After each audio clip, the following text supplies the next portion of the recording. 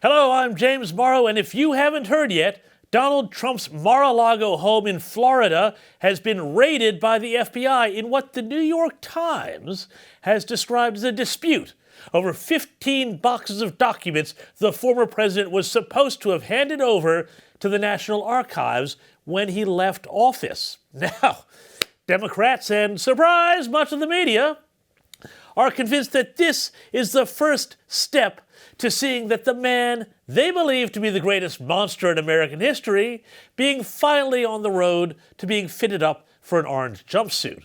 But not so fast, because Republicans believe the Biden administration, the Justice Department, and the FBI in the U.S. are now so hopelessly politicized that they are turning America into a banana republic where the government uses the cops to terrorize its political opponents.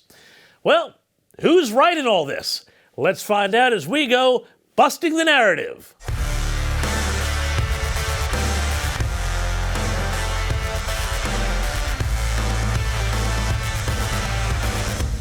All right, let's cut right to the chase. I know a lot of people are going to say, well, Trump's an awful guy. He deserves whatever he has coming to him.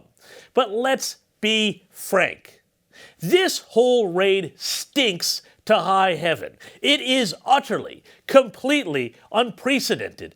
And you know what? Unless some really serious evidence of wrongdoing is uncovered, and of course we must always hold out that possibility, this looks like an attempt by the Democrats to either nobble Trump or, if they are being a bit more strategic, goad him into announcing his running for the presidency before the midterm elections. Midterm elections, which, by the way, are going to be a complete disaster for them unless they can change the narrative to something other than Joe Biden's horrific performance in office.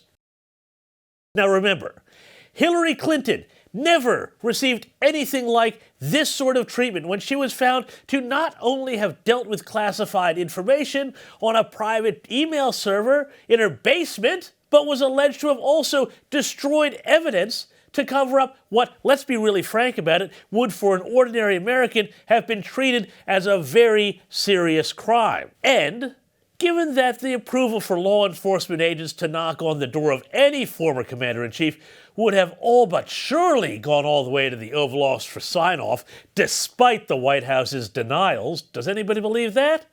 It is hard not to imagine that the raid was indeed part of the Democrat Party's broader and ongoing anti-Trump effort leading into 2024. Remember, this is the same FBI that in 2016 used unverified information from the so-called Steele dossier to obtain warrants from a secret court to spy on the Trump campaign and create this whole collusion narrative, Russia, Russia, Russia, and that somehow Donald Trump was an agent of the Russian government. Of course, that turned out to be nonsense. Congressional investigators later found texts between FBI agents and lawyers saying that we'll stop Trump from becoming president, declaring, "I'm with her," meaning Hillary Clinton, and describing Trump supporters as all poor to middle-class, uneducated, lazy pieces of you-know-what.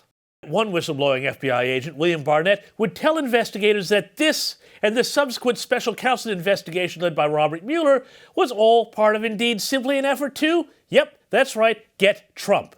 The investigations, he said, were, quote, opaque. He said they were based on supposition, and that they had, quote, little detail concerning specific evidence of criminal events. Now remember, this same FBI, only this week, was accused of working during the 2020 campaign to cover up damaging information about Hunter Biden and a range of allegations, stretching from drug use to tax evasion to possible corruption and foreign influence peddling. Yet he's still walking the streets? You tell me. Given all this, it is hard to escape the conclusion that, frankly, much of America's federal law enforcement apparatus has become a tool of the left, more focused on punishing its opponents than fighting, actual crime. Let's go back to 2017. Back then, the IRS, which is charged with enforcing America's tax laws, was forced to pay, quote, a substantial financial settlement, it was reported, over its scrutiny of hundreds of conservative political groups that banded together and took the agency to court and won a historic David versus Goliath victory. And there are other reasons to be suspicious. According to the Daily Mail, the Florida judge who signed off on the FBI raid on Donald Trump mansion represented workers who worked for Jeffrey Epstein, it has been revealed. Bruce Reinhart acted for several employees with a billionaire pedophile before he sanctioned the unannounced search on Mar-A-Lago. He also left the local U.S. Attorney's Office over a decade ago to help set up a private practice that dealt with staff members of Jeffrey Epstein, including his Lolita Express pilots. He was accused in a lawsuit of breaking the Justice Department's policies by using information from his previous job to benefit in the pirate sector, which he denied. And meanwhile, this wouldn't be complete without checking in on the White House flag-carrying Jean-Pierre, who, when she was asked about the raid, well, all she had was, you got it, nothing. We're not going to comment from here, from this White House, on a criminal investigation that is currently happening. And the president? Well, let's go to him. President Biden, what did Attorney General Garland tell you about the Trump raid? Do you approve of the FBI's Trump raid, President Biden? Yep. Old walkaway Joe's making a bit of a habit of that, don't you think?